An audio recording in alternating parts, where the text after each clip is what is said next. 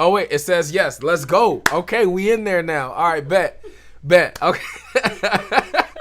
Dang, man, I thought I had it all set up too before even hopping on here. All right, so let's do this whole intro all over again. So we started right from here. Let me clear that. Shout out to everybody that tried to help me out. I appreciate the help. I'm just blasting some of y'all real quick. Sounds perfect. I love it. The sound is on. Let's do it. We in there. All right, so basically what I was trying to do, and before y'all told me that you couldn't hear me, is I'm trying to create this live stream setup so that I can both do like virtual, I guess, editing breakdown. So my series of Inside the Mind of a Wedding Editor, I want to bring that back. I did one video like maybe a year ago, and I quickly, like, I just gave up on it. I just didn't have time to keep making them. But now I want to do that same series, but every time it'll be live. So I actually got my computer up, which is pretty dope. Let's switch to that one. So I got the computer up, and now I'm able to fully, and this is the editing beast. This is the one that's back behind me. I'm able to edit back there, but up here, and get all this like together for y'all so that we can, basically I can break down edits. I can do everything that I want to do on that computer, but in this setup. So I think it'll be dope. Some other things that I got in mind is doing like I get a lot of questions about how I prep for weddings, how I get started, and kind of go through different, I guess, prep procedures like layouts and where I'm gonna put cameras and stuff like that. So I got my good old iPad Pro over here with the pen, so I can draw, do all my doodling that y'all loved on YouTube or on TikTok Live. So yeah, we're dope. And I'm reading the comments. All this is a lot for me because this is a lot of moving parts. So trying to figure out like what to do. TikTok was behind the scenes. Y'all really was behind the scenes helping me out. I appreciate y'all. Couldn't have done it without you because I didn't know I needed to add another audio input. I thought it all was connected to the video capture device, but apparently it wasn't. So we're good. We're good. Much bigger delay on YouTube than TikTok. Yeah, I don't know. It's probably because it's not. I wonder if I should try to go live straight from the Atom Mini Pro. Not sure on that. But the experience is gonna be better on YouTube. So join me on YouTube. All right. So, but anyways, like I was saying, so I got some projects and stuff up. This is just a test of the live stream. This isn't actually something that I want to actually finish today. This is more so just to kind of have fun with y'all, say what's up, maybe answer a few questions here and there. But yeah, I really wanted to test this. I wanted to see, this is my editing timeline for the bridal brunch that y'all loved. This is the raw and uncut behind the scenes version. This is pretty much how it all came together. I do want to do a full breakdown talking about it. So I will probably do an actual live. This will probably be the first one that we do where I actually dive into all the little components, all the sound layers, all the mixing. You guys can see there's a ton of different audio layers. I use the Fairlight tab quite a bit, and I rely on it to do a lot of the mixing, a lot of the mastering, all the effects and EQing. This is a little bit laggy, so I'm already noticing just a slight delay there, but it's not too bad. It's not too bad. Can we get a brief introduction of yourself and how you got started? Also, where you are today. From TikTok to YouTube, Jonathan Gooch, what's up? This is a good question. Let's go ahead and I'll answer this real quick. So, brief introduction to myself. My name is Justin, obviously Justin Porter Media. I got started in filmmaking. I give the story all the time because it was like by accident, but I was making Vine videos like at this point it's like 6 years ago, and ended up getting good at it, I guess. I never went viral, but I had videos that went viral in my hometown, and so when you go viral back where I'm from, you pretty much made it. Like you ATL made it, you TI in the home city. That's basically what it was like. So I made those little films, and then I was able to just kind of keep growing from there. I did a little bit of music videos, hated that, gave that up really quick. I was doing like some fitness videos for a while. That really got my first like paid client was fitness clients. And then I kind of got thrown into weddings. My wife recommended me doing it one time, and I ended up filming her friend, one of her best friends. And then from there, it was just constant growth since then. That was like almost 5 years ago. Close to 5 years ago. My wife's back here on TikTok Live, so I got 2 live, like as if this wasn't already enough. I got another whole live stream going right now. It's crazy. You should do a Patreon. That way you can get paid for all this knowledge. You know, Lexi, I am bittersweet on that. Like, I do believe that time is valuable. And this is me speaking from the heart. I believe that you should pay for someone's time. But at the same time, when I was starting out, even now, like I always have questions, and I'll reach out to some of these DPs that I see that DP the project. That's not even like, in my mind, they're not like big timers. They're not like producers like, you know, Jordan Peele and stuff like that. So I reach out to them and they just read my messages. They ghost me. And I get so, every time that happens, I get more and more like urge to stay connected to my community. So you guys, whenever y'all reach out, I always reply. I always try to provide knowledge, and I never want people to feel like they gotta pay just to ask a question, because I have simple questions just trying to figure out how to shoot this reality style. I just have questions like, hey, how many mics do y'all typically run? Do y'all always have someone booming audio? Like, I just have questions that I feel like only someone who films and works in the reality space could answer. And every time I try to DM somebody, they just ghost me. So I do. Sometimes I'm like, yeah, I should make, you know, classes. I should pay, you know, have a Patreon or something like that. But then at the same time, I'm like, I would rather you guys want to reach out to me and ask questions, and then I just do that. So without charging for it. But anyway, so back to this whole setup. I'll answer some more questions though too here in a second. I just want to kind of play around with one, the Atom Mini. I think what I'm planning to do, which I had a good friend who I wanted to show him some of the like audio breakdowns, like the EQ settings, and just things that I do to really clean up audio. I'm mainly wanting to click around this and get you guys' feedback. I do know that the audio from the computer, I think it's the XLR cable, so I've already got another one that I'll replace it with after this live stream. If it's too distracting, just comment and be like, yeah, bro, cut that off, and I'll leave it off. But my goal is to be able to like play projects like this here. Alexander. Let me mute the TV so there's no echo. But I want to be able to play. Could you imagine Lauren? No. I can see what's happening, and I can go through everything. For example, we might as well start right here real quick. That's a good question too. I got a rabbit brain, man. This is too much going on. Like, I'm trying to focus on this. I got good comments. This is a good question. You know what? How about this? We'll just open this up as a live Q&A. Look at that. I got a random wedding film playing. So we'll just open this up as a live Q&A. And what y'all think of the setup though, real quick? I'll answer questions after this. But what do y'all think of doing these virtual? And I think I might do it either once or twice a month. But each live stream will be different. So the first live stream might be inside the mind of a wedding editor, where I'm breaking down an actual edit. And then the other live stream might be like critiquing your wedding films or reviewing your own wedding films. You said major noise. I cut it off. My bad. I cut it all off though, so that's gone. But anyways, yeah, so the second live stream would be like reviewing terrible distortion. All right, I think it's the XLR cable. I'm definitely going to change it. Sorry about that, y'all. I apologize. It's off though.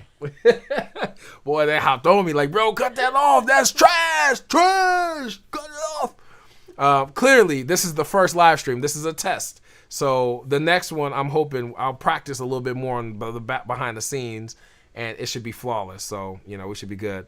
What's up, RJ? Appreciate you hopping on here for a minute, man. Thank you for the support. But anyways, yeah, what do y'all think about doing that? Twice a month, maybe focusing on, you know, like I said, the first one will be either inside the mind of a wedding editor, that series, and then the second one will be like reviewing your films from a storytelling standpoint and just trying to provide feedback on how to tell better stories with your wedding films.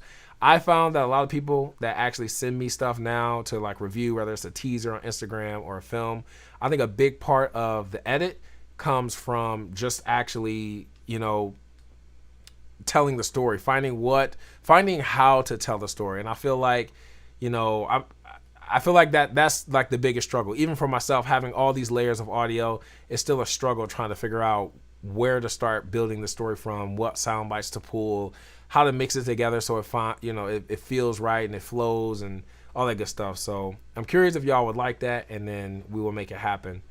But to answer some questions, this one, what recommendations do you have for, let me move it so I can see it. What recommendations do you have for someone trying to become a full-time photographer or filmmaker? I would recommend that you study the craft that you're more passionate with. I think being a photographer and a filmmaker, it comes like you can do both great. Like I think you could be a Peter McKinnon, you can do both and just kill it. But there's gear that comes with both sides of that spectrum. So like if you're more passionate with photography and more passionate with filmmaking, I would focus on one. And then I would literally study. Like I am consistently studying the things that I watch, movies that inspire me, TV shows that inspire me. I'm constantly obsessed with directing styles, and you don't necessarily have to pay for master classes to get this, but just binging. Like I brush my teeth watching content about things that even if I already understand it, I watch content from famous producers that actually mix music and do things like that in studios and see how they EQ the voices, because that same style and that element you would do with your wedding films or any films that you do. You mix music, you mix sound, and you need to understand the basics. So I'm constantly learning. I guess if you want to go full time, just always be open to learning and consistently try to improve your skill set. Don't try to jump in and do everything at once. I did that and I think it was an epic failure, but focusing on one thing and just really perfecting it, whether it be sound, whether it be sound design, whether it be editing, whether it be shooting, composition, lighting, focus on that, get good at it, and then move on to the next thing. And you'll slowly start seeing your kit build from there too. So this is a good question. I'm actually going to do a full YouTube video on this. I'm gathering some BTS right now. But how cumbersome is the easyrig on a wedding day? Do you feel it's not too over the top and obtrusive? So I get this question every time I post a behind the scenes photo on Instagram. Like no lie, at least 5 or 6 people be like, bro, that's way too much. You crazy. I would never do that at a wedding. And I will tell you this right now, and I'm not even trying to sell it to you. The easyrig has made me 10 times more efficient on a wedding day than any other piece of equipment I have. Like I've given up using the gimbal. Even for the ceremony, I don't use the gimbal at all for the ceremony. Like I've just completely said forget it, and I'm using the easyrig basically all day. I've given up the monopod. It's way faster than the monopod, because what I hated about the monopod is when you're holding it for a long time, you start getting that shake. And with these Blackmagic cameras, the shake is crazy. The micro jitter, trying to use it with like an 85 that has no IBIS was like unbearably, like it was just horrible. You just see everything. It was ugly.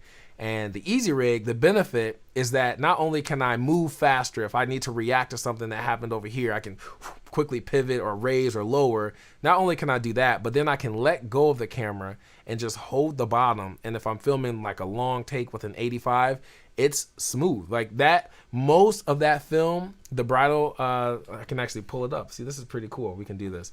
Most of that film from the bridal brunch was actually done using the 85. Like we filmed a good portion of that with the 85, especially like during the talking scene, the brunch scene.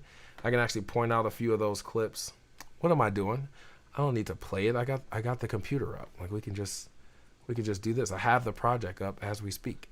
So like this, for example, right here, this shot was with an 85 and we cropped in a bunch, but this was the 45, but this is another shot with the 85. And you just see the compression. I'll make that a little bit bigger so y'all can see it.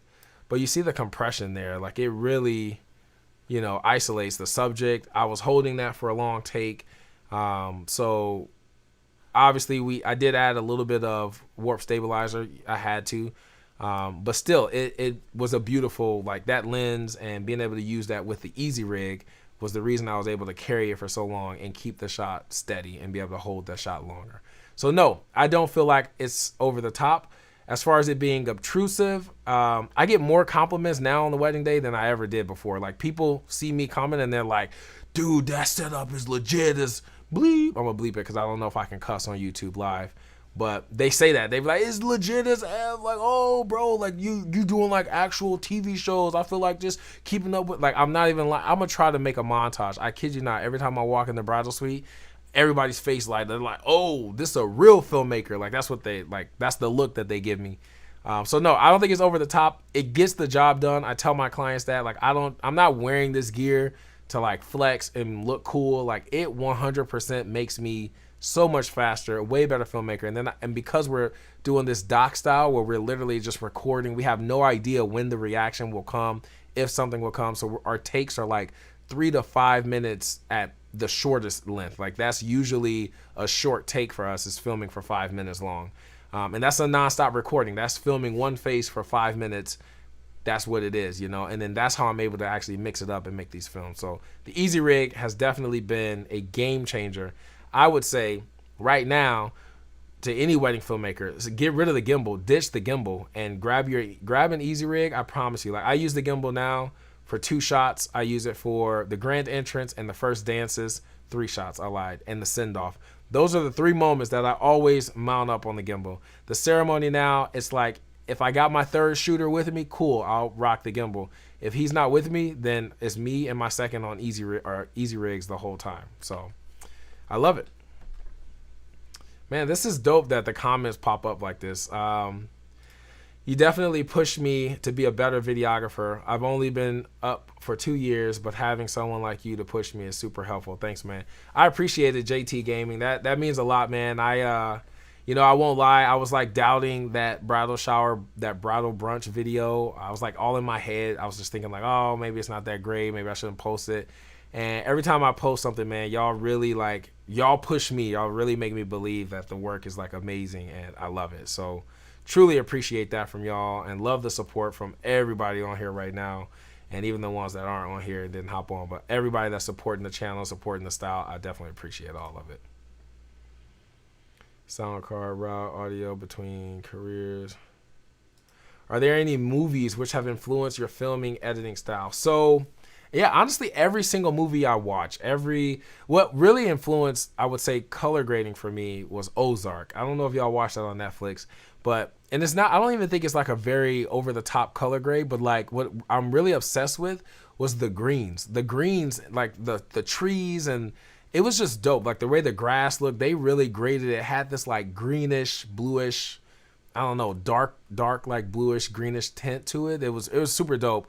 That influenced my color grading. As far as editing style, it's literally everything I watch. Like I'm obsessed with just figuring out, like I can't watch something now and be like, dang, that key light is real bright. You see the hot spot on their forehead. Like I notice things like that, and I don't even try to do it. It just happens. But yeah, so I think basically everything I watch influences me in some way or the other. Especially when it comes to like this reality style, it's definitely been like Cheer and Selling Sunset, stuff like that, just because I'm trying to understand how they actually, I guess, retain attention. Like it's so crazy, because I'm gonna actually talk about that for a second. It's so crazy because this style goes against everything that I've learned as a filmmaker. Like the 180-degree rule, you can throw that out the window. Not having overexposed windows, like that's trash. Throw that out the window. It's like, it's so crazy to me. And then even like the point of having like footage that's not stable, and I mean like actually stable. Like if you watch a reality show, you see the camera like walking through an earthquake. It's like boo, boo, boo, boo, and then it's stable, and then it's like moving again, or it's like all of that is acceptable in reality TV style of filmmaking. And I don't think that's bad. I think it creates energy. For some reason, it keeps you engaged as a viewer. Like you don't feel it's like over the top. Like, you know, it's not a movie, but you also know it's not like a random YouTube vlog. Like it's somewhere in the middle of that, has like a mixture of both. And then they mix in these professional, like documentary, high quality interviews, these sit down interviews that just look real good, and all the people be glammed out, and they be in there like, yeah, I can't believe Karen would come in there wearing that green shirt because that shirt was hideous. And then everybody's like, dang, like she just spazzed on her. And then they show Karen coming in with the green shirt. Like it's something about it that just, it hooks me. I hate reality shows, but it hooks me. And that's why, you know, I'm trying to use that and as leverage to like shift the wedding film. So that's the goal anyway. What is your file management organization system for sorting some footage? All right, y'all want to see this? I'm gonna show you. I'm gonna break it down to you, right? Just like this. This is raw right here. We're gonna go straight to it. Look at this. We're gonna got the JPM Studio folder. This is my wedding. This is all the current projects right now. Green check marks means those are done.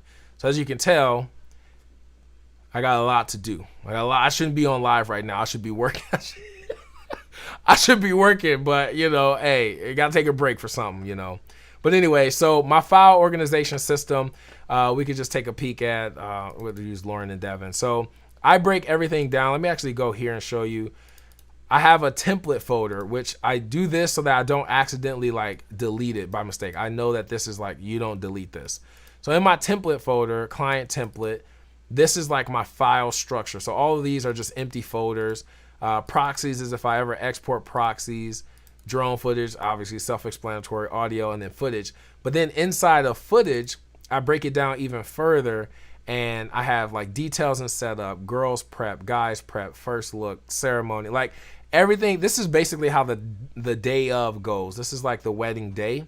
But if there's certain things that take place, like if we go to, I know for a fact, Vanessa and Jason, for example. So if we go to this film, I actually added, so like we got 5.5 ceremony, 5.8 Vanessa in holding room. And this is basically where she was waiting to walk down the aisle. 5.9 post ceremony photos. And this is basically, to me, this is stuff that I don't usually care about. This is always like an extras, but I film it. I had 5 people there. We filmed it just as more of like vlog material. It can probably be montage. Cocktail hour is where we're running around. We're getting sound bites from people. They had a musician playing, so we got clips of him playing here. I don't want to play any of this because this film is not out yet, and I don't know if they're watching, but this is just the structure. Family photos, more bride and groom shots. 7.9 was the dinner entrance. They did 2 separate grand entrances, so this is where they entered the dinner area where they had all the layout for eating, and then they did a grand entrance into the reception hall. First dances, cake cutting, reception A cam, reception B cam, send off, toast. Extras is anything that I probably won't use goes in here, or maybe it was like a clip that was bad. And then guest interviews, which this one we didn't do a lot of guest interviews where I pass it around during the reception. So I didn't do any of those. We did do like prep interviews and stuff like that throughout the day. So that's the file system. I'm a big fan of organization. So like if you hear from me, like I promise you, it's been the best thing ever. Organize, and then it makes editing so much easier, especially when you go into like, I use Davinci. When you go into Davinci, the same setup is here. So like everything is like broken down the same way. Oh, this isn't a wedding, so this is a little bit different. But if it was a wedding, I mean, you could tell here, I got hits. These are all the hits that I use. Whooshes, a few whooshes, some risers. Everything is organized. So if I know I'm looking for something, I don't need to scramble and try to find it from, a mess, like an empty folder. Like I actually think I talked about this before. I think I brought this up, but like this used to be how I set up everything. You see this chaotic mess? Like who can find? I can't even find it. Sound effects. This is what I used to do right here. This was my sound effects folder. You can't find anything in this. Like, look at this. It's ridiculous. This is what I used to have right here. And now, as you can see, I've slowly started organizing my things based on things that I love. So these 7 folders here is actually what I use. The rest of this is like, if it gets used, it gets used, but it's like by chance I just clicked on and found something. These are organized to things that I actually like and use frequently. So hope that helped. Hey, yo, what's up, Benny? Thank you for joining. Appreciate the support. Hi, JPM. I found your channel today, and I have not been able to stop watching your content. That means the world. By the way, you recommend a budget audio setup for wedding film. So a budget audio setup, I think the cheapest to me right now, y'all can let me know in the comments if y'all got something else, would probably be like a Zoom F2 because of 32-bit float. I know a lot of people love the Tascam DR10Ls, but I promise you cannot pass up 32-bit float for a number of reasons. You just can't clip it. There's unexpected things happen all the time in weddings. 1 second, everybody's talking like this, and then boom, they yell real loud, and then you need to bring that down. I know the Tascams, it has like the dual recording where it's like one's like 20 decibels lower, but you just never know if that can still clip. 32-bit float to me is like, I haven't been in a situation where it failed me. I don't think it's possible, but don't quote me on that. I would say cheapest, grab yourself a recorder like that. The only downfall to that is that there is no sort of like time code. I guess you could use time code with the Bluetooth versions, but they don't sync as easy as using time code with an external recorder and having it all locked in that way. Those recorders just record all day long recording, and then you got to fish for what you're looking for, try to line up clips. It's a mess. I used to do that.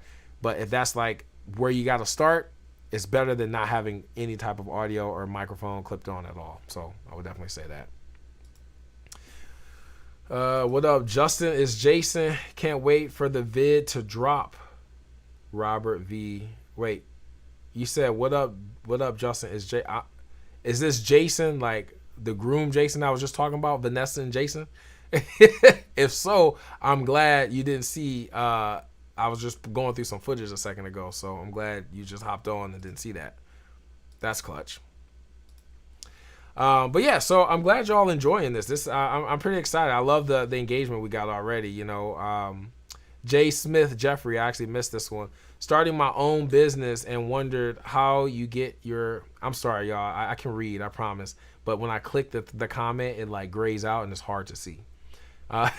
Starting my own business and wondered how you get your info out there. How did you advertise your services and get started getting gigs? So, Jeffrey, I got started doing Facebook ads was like huge. I was doing like Facebook and Instagram ads. I think what really worked for me, like Facebook, as good as it can be, it's also like you got to be patient. So I would spend on average $500 to $600 per ad run. And what I mean by that is like I would start an ad, say I ran an ad this Monday, I would let that ad go for about 4 to 5 months before closing it. And on average, I was spending about $500 to $600. Sometimes I think the highest I ever spent was like $1,100 in one run. But I booked probably 7 or 8 weddings, right? And you instantly, like you book one wedding, you instantly have the budget for marketing because our profit income off of filming weddings is a lot higher than, you know, selling like fragrances and stuff like that. So I would say that Facebook ads work. They work really well, but it's not like something you can click and expect to just get bombarded with leads. I think the content that you're running needs to be like great. And I did a lot of trials.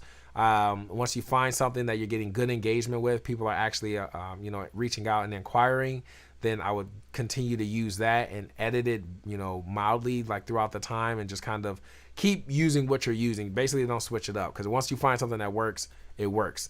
And then second is having a really strong landing page. I think that's something that a lot of people miss, but you really want to have a very short, concise, like they click that link off of Facebook, it pops up, it loads quick, it doesn't have a bunch of graphics. You need it to pop up immediately so that they see it.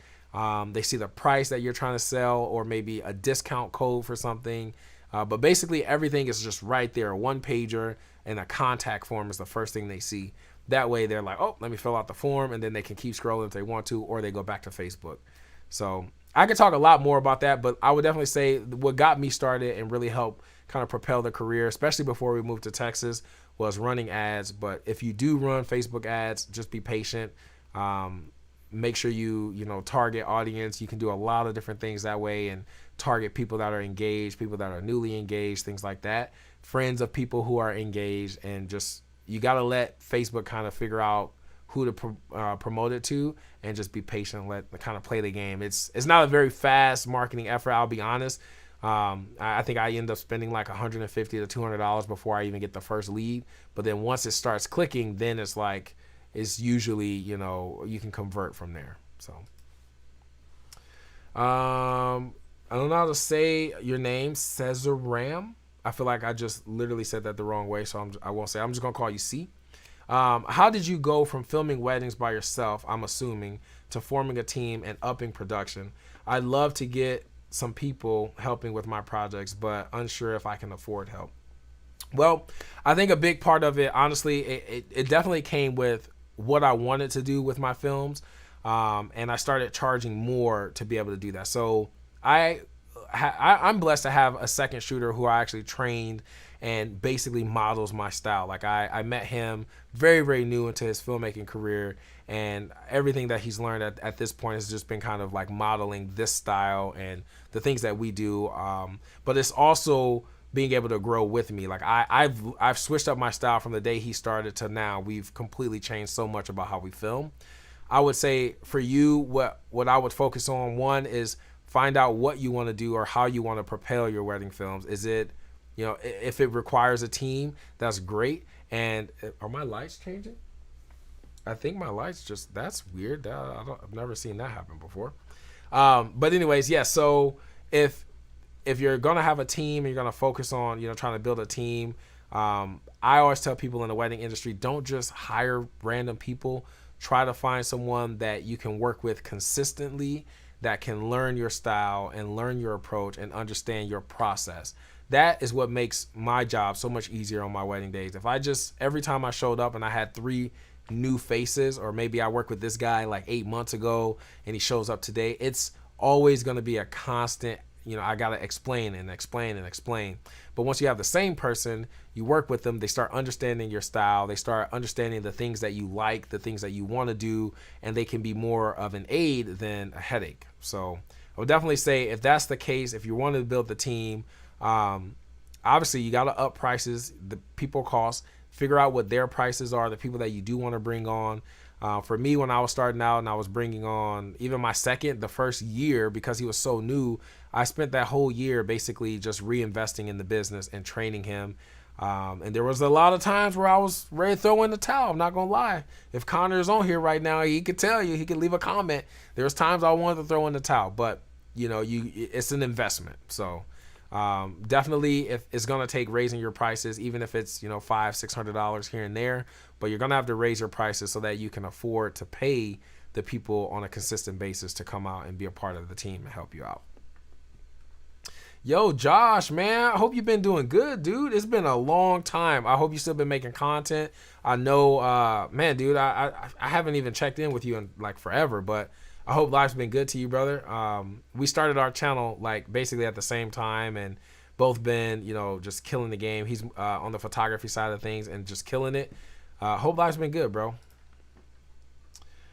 Brad, what's up, man? I need a whole video on your sidebar comments. Wait, where'd the comment go? Oh, comments with the bridal party. Oh, I got you, man. I'm a character, man. I'm getting ready to change the lights because I forgot I got a 10:30 alarm. And all my lights in here, it's going to keep doing it. It'll just keep shutting off. So let's go back to the blue that we had. There we go. Yeah, I can get a video like that coming. So let's plan for something like that. Oh, I can do this. Okay, bad. That makes it so much better to see the comments now. Okay. I've worked for other companies before, so it was easier because people came to me, but now I feel like I had to go. Now I feel I had to go to people. If you mean, Jeffrey, that you're now having to reach out to people, that's not a bad thing. I'm always engaging, like in my Explore tab on Instagram. I'm constantly, like, if I see a good looking couple, if I see people that, an emotional proposal or something like that, like I'm always reaching out. I think it's okay to shoot your shot. You know what I mean? Like I do it all the time. Even, getting a lot of traffic to my website, I still constantly go out and message people. And that's one thing that as business owners, especially with what we do, you have to do. Sometimes the customers don't come through the door. You got to go get them. It is what it is, that video was dope. I think you're talking about, I'm a little bit behind. Like I wasn't looking at the comments, so I'm still like halfway up the list. But I think you're talking about the bridal shower video. What is your color grading process? Do you use color space transform? So Smithy, yes, I do. If I pop this up, this one I actually graded a little bit different. But my average, let's go to like one of these pool scenes where I use some masks and things like that. This one, let's see. All right, so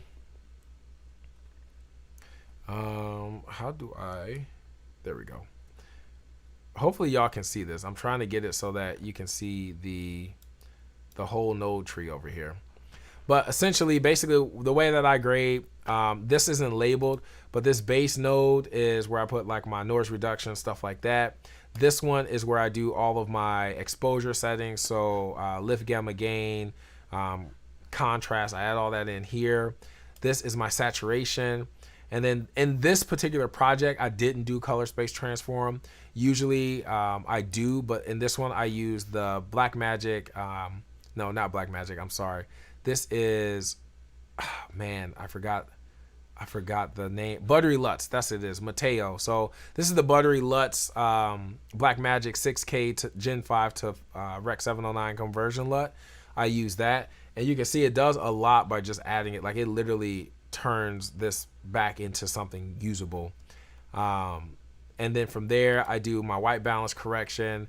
This is always my skin tones and then maybe a background layer, or sometimes I add 3. It just depends on the shot that I'm filming or that I'm working on. But you can see here, like I don't know if it's showing up on YouTube compression, but we did a lot of color adjustment to the skin there. And then this one is, usually I do either an outside, inside node where I'm doing the vignette. This one I did, if you look around the edges, we did that just to kind of make the skin pop here.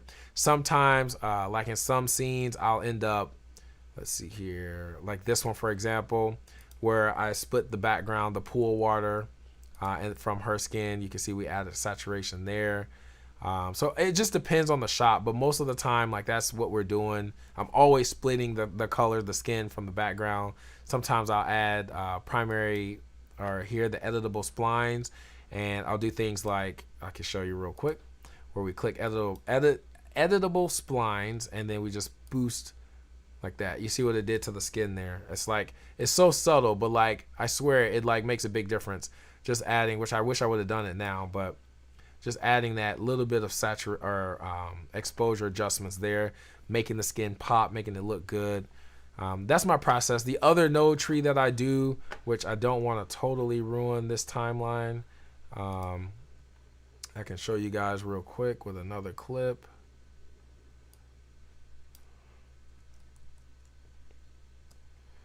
Let's see, where is that timeline? I'm trying to use my computer from behind, by the way, and it's very buggy, so I got to figure out how to either reduce that, get it to be a little bit better. But I just want to show you guys quickly how I would actually build this with the other node tree. So the other node tree that I have set up is, it's not under, boom, there we go. So it's a power grade. It's this is where I actually use the color space transform and the Kodak D65 LUT. So color space transform goes here. It's built the same way as before. The only difference is this has a color space transform node built into it, whereas the other one that I was using, like this one, it just has the Blackmagic conversion. I basically did that because honestly, using the Blackmagic conversion LUT from Buttery LUTs is just a faster way to grade. This always requires a lot more work, a lot more finessing to get the colors the way I want. But you can see like they're pretty close starting out, just right out of the gate. And this is just with the added saturation, not doing any skin layers or anything like that. I want to do videos like this as well, where I am going over basically the color grading process. Let me get rid of that so that that's not on my timeline.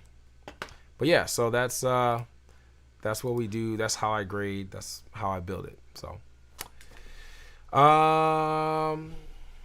appreciate that, man. Dope info and tips. Honestly, I hope y'all enjoying this. I was planning on being on here for like 10 minutes, and we're going on a lot longer than that now, actually.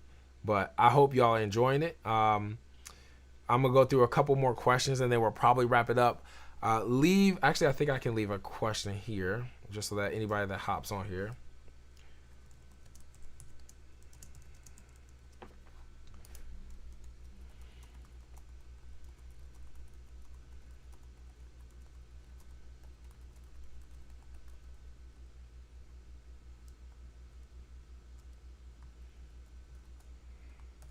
So I just asked what days of the week work best for live streams. Based on your all schedule, I'm really curious like what days you guys actually are more open. That way I can schedule these live streams like inside the mind of the wedding editor, where I actually break down. I think I'm gonna break down the edits like shot for shot. Like it might be, I'm gonna hope to get each live stream like under an hour. So it's gonna be packed with information. Like I'm not one of those people that try to like show you a little bit and then be like, oh, buy my course to get the. I'm gonna give all the juice. Like I really want to show what I'm doing. Actually, that might have been why it's lagging. I still have Photoshop up. Let me close that. I really want to show you guys what I'm doing, how I'm actually like going through here and culling through the content, different effects, different, a lot of the things that I do too. And I got a lot of people that reached out about it. Was the sound process, all the layers of sound design, things like that. These grayed out clips are basically clips that I decided I didn't want to use. But I never delete because I never know when I want to go back and use it. So, I can't wait to actually go through and break down and do like an inside the mind of an editor, because I think you guys will really enjoy that. But what days actually work better for your schedule? And then I'll make sure I look at that and try to schedule these live events based on that, based on like the happy median of everybody. How did you prep for the interview you did for the bridal brunch? So funny thing, man, I actually got back. We did the bridal brunch on Saturday. And then I got back to the studio, immediately started editing. I was already curious, like what the sound and the audio sounded like during the reception, or here I am thinking of weddings, during the pool scene. I was like, man, what does this audio sound like? I was curious. So literally that Sunday, I think I had like maybe a minute and a half already chopped up, and I got all into it. And I remember my wife coming in and she's like, why were they at this coffee shop? I thought you said they had like a nice house with a pool. And so when she said that, I was like, okay, now we need context of why they were here. Because I knew that the venue wasn't ready, the house wasn't ready, and the decorations. But you guys, anybody else that watched it, didn't understand why we were here getting coffee and donuts and not at the house having the brunch and things like that they were supposed to. So I ended up reaching back out to the bride. I was like, hey, I think we should do an interview, or if you're cool with it. She ended up living like 40 minutes from me, so it was perfect. A lot of the times, honestly, I went into this a little more blindly. Normally, I have a whole list of like talking points and I have a direction for the story. This was actually really cool because since I had already, like, I guess, cold through a lot of the footage and kind of got ideas together, I was a little bit more direct with my questions. I knew exactly what I needed to, paste in between the scenes to connect everything. And what she said was just like spot on. She's also a news anchor, by the way, y'all. So I think talking on camera just came natural to her, like her emotions, her body language, everything was perfect. So it was really easy to ask a few questions, and then she just basically just kept talking until I was like, oh, that's good. We got what we needed. But yeah, normally, like most interviews, Carlos, I actually go through and prepare. I can actually do a video on that too, where I show you guys like my Milano. Actually, I might be able to pull it up here. But I actually prepare more and go in and I try to like fully outline everything that I want to do, what I want to talk about, what characters are going to talk about certain things, and how I'm going to bring that up in the story. So Milano is the way that I actually plan for all that. Hey, just joined. I've always been struggling to get clients, especially weddings, which is what I'd like to do full time. What tips or ideas do you have to getting wedding clients? Man is chief. So what I would say, honestly, to get started and getting more clients, something that I struggle with is posting the content that this is crazy to say, so I hope there's no grooms on here that's watching, but 95% of my leads are engaged women. And that's just is what it is. Like the brides are always the ones who are more active with finding the perfect vendors, and women grow up dreaming of their wedding day, and guys don't grow up dreaming of when they're going to get down on one knee to propose. It just is what it is, right?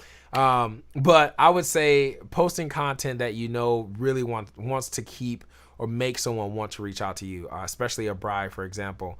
So stuff that I would always share would be those like father-daughter first looks, or sweet moments with a bride and her groom, or groom reactions. Like that's the stuff that women, they want to see. That they want to see the man of their dreams fall head over heels when she's walking down the aisle, or some epic shots of the bride while she's maybe in her dress with a long train. Like you just really want to post stuff more. I would say consistently posting things and getting your name out there, using hashtags. And then one thing that helped me in the beginning, let me get my lights going again, was reaching out to wedding venues and coordinators and just making friends. If you show up to a really nice venue, do a little 20-second montage of some B-roll clips you got, send it over to them. Don't ask for anything, just send it to them. That courtesy, that generosity, it pays back, whether it's from that venue or another venue. I believe in like helping out to receive help later. And so if you do things like that, I think that's just another way to just get your name out there and start trying to book more clients. Also, a lot of people do like I advertise on the Knot. I could talk a lot about the Knot. I don't necessarily think it's worth it, but I pay for it because I think it solidifies us as artists. It's not just a free like website or like Facebook. You actually have to pay a monthly, subscription basically to be on the knot. And so I think couples see that and they acknowledge that as like, okay, this person is legit. So I don't know if you've been filming for a long time. You say you want to do it full time. If you don't have like a track record as far as like a Facebook following or Instagram following, the knot could be a really nice way to start building some reviews and just getting that social stamp. Like, this person is legit. They're not going to scam you. I think you should definitely do that at least for a year, and then see where that kind of takes you. Yo, Austin, what's up, man? I finally got on here. So I'm glad you hopped on here. Austin did a virtual mentor session with me, and I told him some of the ideas about wanting to hop on here and do all the switching and stuff like that. And so yeah, I think this idea, if you're still here, Austin, is gonna shape up based on what we talked about, trying to do like the virtual editing breakdowns and all that fun stuff. Your question, with something like the bridal shower, how did you anticipate who to film? It cut together like you had tons of camera angles and knew what was coming next. So, oh man, I don't want to dive into it right now because I really want to do an editing breakdown. I'll schedule it. I see you guys commenting the days of the week, so that's very helpful. I will definitely schedule it. I will tell you in a nutshell though, Austin, it's not the shots that we use, the reactions and things like that weren't always filmed during the conversation. So we did focus on when someone was talking and they were leading a conversation, that's who we focused on. It's really hard in that scenario because most of them, I think there was like seven women in total. They were all just having their own side conversations. And it was until the mom there was a question asked by the maid of honor. She goes, how did Clark get her name? Because they were talking about Clark being like a guy's name, and every time she would, fill out an application, they thought it was a man coming in, and then it was her. So that's when the mom kind of had that spotlight moment where she was breaking down like, oh, well, your dad and I were coming up with names. We had a name and baby list, and that's how that conversation happened. Most of those reactions took place when they were having their side conversations. So what I always tell my second is when we're not focusing on a direct conversation, then we're cross shooting where, I'm basically shooting like the 180-degree rule. I'm shooting this direction, he's shooting this direction, and we hold it until we get a reaction that's worthy of going in the film. So whether it's like a frown or like, it has to be like a actual emotion that we can use, because we don't know what the mom would have said. If it was emotional, then we needed emotional reactions. We can't get it while we're filming who she's talking to and her talking. So we focus on all the other faces after the conversation and before the conversation, and we're just basically getting B-roll of different, emotions. So laughter, and that's how I do the same thing with the Jillian and Gabriel film. A lot of those reactions happened either before she talked about shotgun and a tall boy or way after. We just plug those reactions in to make it feel like it all happened in that moment. But I will break this down. I want to do this live stream on that one where I'm going through the whole edit, and we break it all the way down for y'all so y'all can really see what happens behind the scenes. This is actually a good one. So sorry I had to step away, but did you mention how many mics you used for the brunch video? So I actually ran 5. I now have 5 Sennheiser AVX mics. And I had the bride, her mom, her sister, and her maid of honor, and another one of her friends' mics. So we ran 5 lapels. And then I still had the Rode NTG3 on the shotgun, or on the camera, on the Ursa. And then during the pool scene, I had my second boom, the shotgun mic over the pool. And I'm telling y'all, these headsets, these Hollyland headsets, these are the ones that Hollyland sent me. I'm going to do a full review on them. But I would not be able, I think we like literally leveled up having these headsets, because I can direct to him in the middle of a shot and it doesn't interrupt anything that's happening. Like, I literally mumble under my breath and I'm just like, yo, focus on the mom. And then boom, he like turns and gets the mom. Or I could be like, during the ceremony at weddings, I could be like, hey, go to the middle, get a shot of the hands. And then boom, he's on the move. And it's so fast because it's like, I don't have to ever stop holding the camera. I don't have to mess my take up. I don't have to worry about hitting a button for, like the walkie-talkies. You got to hold the button down and kind of, yeah. You got to do that. You got to do a lot. With these, you just flip it down. I leave mine unmuted, and I'm filming the whole time, and I see something. I'm like, hey, the bride's mom is crying. Get a shot of her face. and boom, he gets it. And I'm still getting my take. Like, I don't even have to worry about it. I just give the cue. He does what he got to do. Or he'll tell me like, hey, I got a good shot of the groom's face. Want me to stay here? Yeah, stay there. Like, cool. I go get something. Like, we're constantly communicating. That's how we were really able to film this scene and get like all the audio and all the sound bites and focus the audio using these headsets. So I know I kind of drifted way far from your question, but 5 mics. That's the short answer. Man, this is dope, man. I'm so glad y'all hopped on here. Like, I really didn't think I was going to have this many people hop on and chat with me. All right, Thursdays, but it's 3 a.m. here.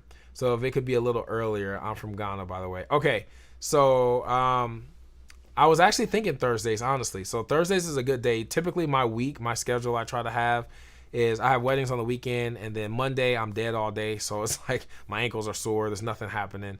And then Tuesday, Wednesday is like I'm hardcore editing, focused back here. And then Fridays usually is a more relaxed day, but Thursday evenings would be great because then I could edit consultation calls during Thursday, and then I edit a little bit or spend time with the kids, and then we could do a Thursday evening. So it might be Thursday that we do it. But I might even make a poll on like Instagram stories and then again on TikTok, see what you guys like, and then I'll just kind of pick through one of those days. But I'm seeing Thursdays pop up a lot. Yeah, I definitely wouldn't do it on a weekend. Yeah, there's no way. I have weddings every weekend until the end of June. I'm slammed. Dope, man. These are some good questions. So I use Final Cut Pro X. And the file sizes become huge. I would love to learn Davinci, but I don't have the bandwidth to learn it. Honestly, man, Davinci is so easy to learn, especially coming from Final Cut. I think Final Cut and Davinci are literally the same editor. Like there's certain things about them that are so similar. Like you can't adjust a lot of things in here. So like in Premiere, you can basically like you can pop out this window and reshape it and move. Like you can do so much in Premiere Pro. But this is kind of like a fixed layout. Like no matter, like you can adjust the sizes, but like I can't physically take this and put it in the middle and then put this down here in the corner. It's stuck the way that it is like this, you know? Everything just works. It's very simple. You can minimize these things, get rid of it. You have a long timeline. Like it's really, I love Davinci. I think switching from Final Cut to Davinci is very, very easy. I don't think you'll have any issues with that. One thing that helped me was that I actually transferred my hotkeys from Premiere Pro. So whatever I use, like my hotkey for Q, I put that same command in for Davinci, and that made the editing process a lot easier. What took the most time to learn was color grading. And I think that's why anybody wants Davinci is so that they can get good at color grading. When I got the Ursa Mini Pro, I was like, I had to get good because my shots looked horrible. Even with just slapping on a LUT, I had to really figure out how to make the footage look amazing.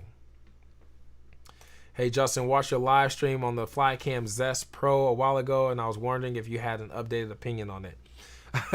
I sold it.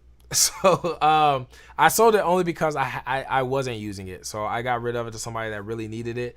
The handful of times that I did use it, I loved it. For the price, it was like crazy. Like it's so well built. I would have expected that thing to like fall apart. I definitely, obviously I baby all my gear, but like it was so cheap that you would have thought, like I think I paid for, I think the arm itself was $500, and then the Zest, the sled was like $400. So I think I paid like $900 all together for it. But like the weight that I had my whole Ursa on it, rigged out, monitor at the bottom, like it was decked out. It was nice. But the build quality was amazing. It was fantastic. It was nothing cheap about it. It didn't feel cheap. I trusted it with my whole Ursa rig set up on it. I use it for a handful of shoots. I definitely would recommend it if you're looking at getting some sort of like steady cam setup. The reason I sold mine was because I am doing more like, I don't have a team. I don't have like a first AC to pull focus for me. And since I'm focusing mainly on weddings now and I kind of let go of the commercial stuff, it just made sense. That's more of like a commercial product, not something you could really use and pull focus, at least with my cameras. I don't have autofocus, so I couldn't use that on a wedding day. Oh shoot, the other comments just popped in. If you do dual screen on Davinci, it feels much clean and less cluttered. Yeah, that's what I do. So like, I don't know if it shows up, but if I switch to this, let's see here. I don't know if y'all can see that, but is it playing? Oh, that's weird. It's not playing. I don't know how it's...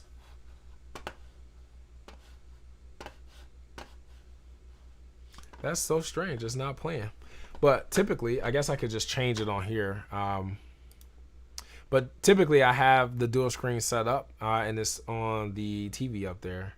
Video clean feed. Oh yeah, it was turned off. So that's how it looks. I don't know if y'all can see that. So like when I'm editing, scrubbing through the timeline, I watch up here, and then the whole 49 inch is covered up. But I have it changed for this video because I want y'all to be able to see it in full screen. So that's how that looks. Let me change that back so it's not moving all behind my head.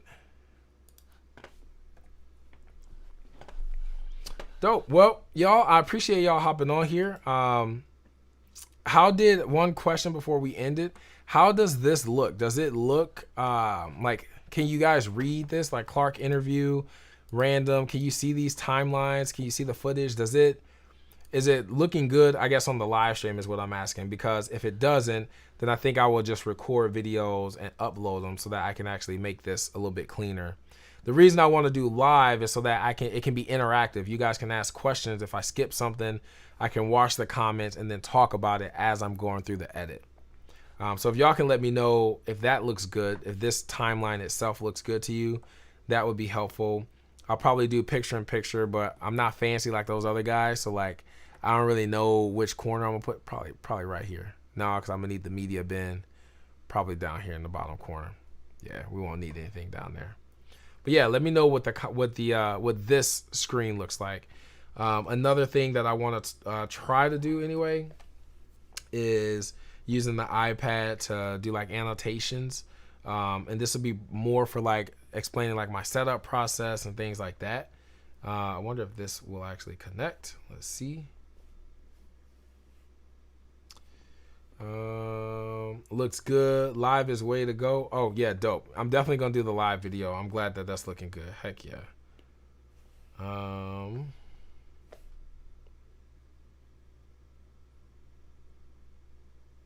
I think this will work this way. Let's see.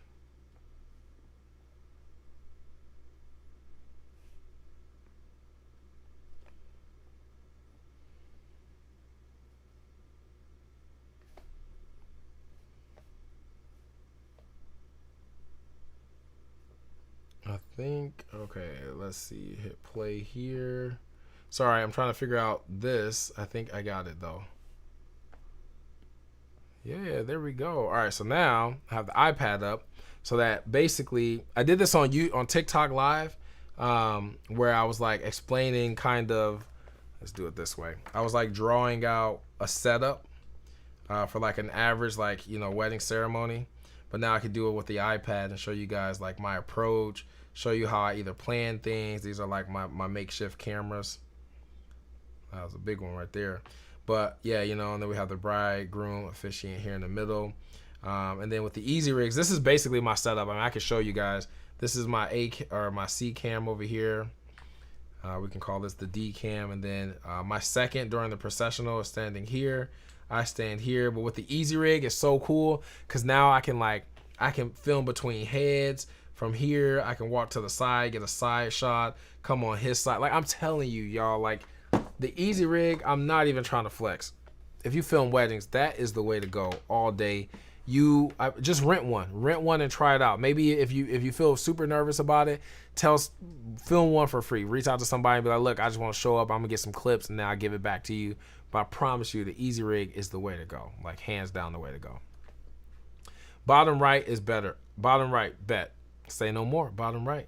So we'll do this with, boom. That's clean. This is the setup. This is how we're going to do it. And I'll be able to explain this full edit. I got to figure out, like, it's kind of laggy, but I think a big part is because it was attached to that upper monitor back there. So that'll be less bandwidth on the GPU. And then I might even just render out proxies of this and then show you guys what I'm doing with proxies. So, oh, wait. Why did my colors turn off? Why is it not graded anymore?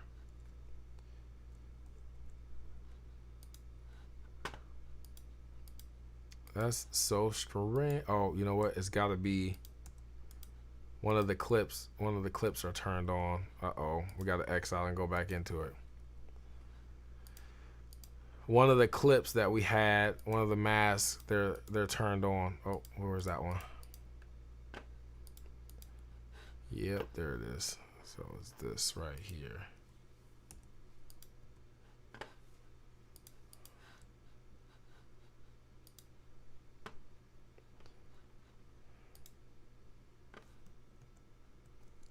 Why is it not? All right, we'll figure this out later. But anyways, we know how we're going to do it. So, sorry, I just kind of got spaced out trying to fix that. We're really all just waiting to hear your arm workout plan. Oh, you know, as I like kind of roll up a sleeve casually over here, you know what I'm saying? You know, I don't even really work out or nothing, you know what I'm saying? You know, just holding the cameras, you feel me? You know what I'm saying? Don't even work out, you know what I'm saying? All right, y'all. That's all I got. This video just to test out. I'm glad y'all like it. I'm glad y'all find value in it. You have them turned off at the top of the monitor.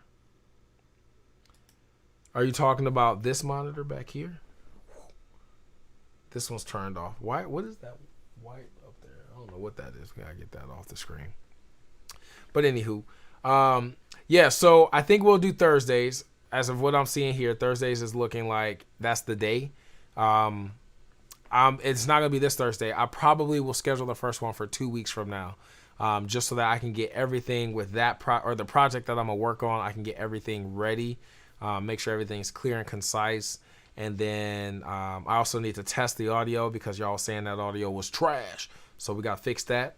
And then I'll do some more tests so that I'm ready and I can focus on it. I can figure out how I'm gonna switch and how I'm gonna keyframe everything and get everything to look good. Because I want it to be a dope setup. I want the experience to be dope. I want it to almost be like you're here. So, instant sub. That's what I'm talking about. Love learning from other Black Magic shooters. Oh, we Black Magic fanboys out here. Appreciate it, Mikey. Thank you so much for the support. I just want to make sure I didn't skip any other good questions before I hop off. Also, speaking of that, what's up, Dead Donkey Productions? Y'all should drop him a follow, too. This dude's super helpful. I might be getting those DZO lenses.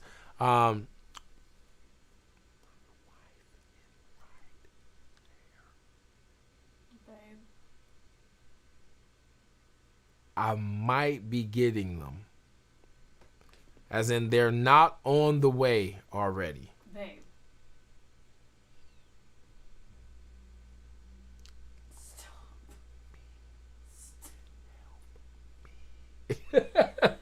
No, but seriously, I might be getting those DZO Pictor zooms because of I need to be more efficient on the wedding days. The last couple weddings, trying to switch out lenses was taking too much time. It was frustrating. Yeah, so that's mainly the reason why I'm doing it. And I need the cine zoom so that I can control iris. I hated using the pool scene in the bridal shower. I filmed a few of those shots with a good half of it with like the 70 to 200, and I hated it because when that sun would come out, I had to either crank the ND. It would ruin that second of the shot.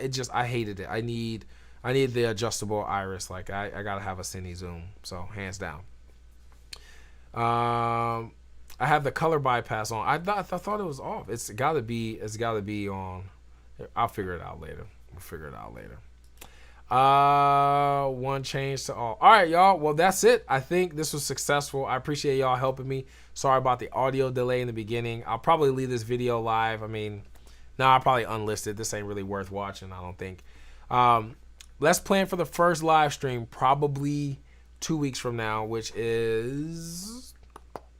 Make sure I don't have a Thursday wedding before I say that. Yeah, so I'm thinking like May 19th will probably be the first live stream. And I want to do it bi-weekly, so we'll do May 19th. That'll probably be the editing breakdown. And then I'll probably make a post on either Instagram and or TikTok, maybe even here on YouTube, to submit wedding films. And then I'll pick one, and we're just going to talk about one film for the next live stream. And the whole purpose is to give feedback and talk about the storytelling side of things. So not really critiquing shots, critiquing how you should have framed things. I really want to focus on what you have, but how you could have told a better story, how it could have helped you And I think I get a lot of questions about that in general, just like the music selection we use and stuff like that. So I really want that to be a part of it. So with that being said, y'all, I appreciate all the love, everybody hopping on here. This was fun. This was great. This is good feedback. I'm glad it's working. I got all these live switchers. I can just kind of, boop, boop, boop, boop, boop, boop, boop, boop.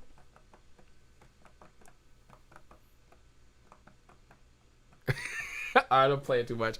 All right, y'all, I'm out. I appreciate it. I will see y'all in 2 weeks on the 19th. I'll schedule it probably within the next couple of days. And I'm not sure on the time yet, but even if that live stream, once that live stream's over, I'll leave these live streams up. It'll be in a folder, playlist section on the channel.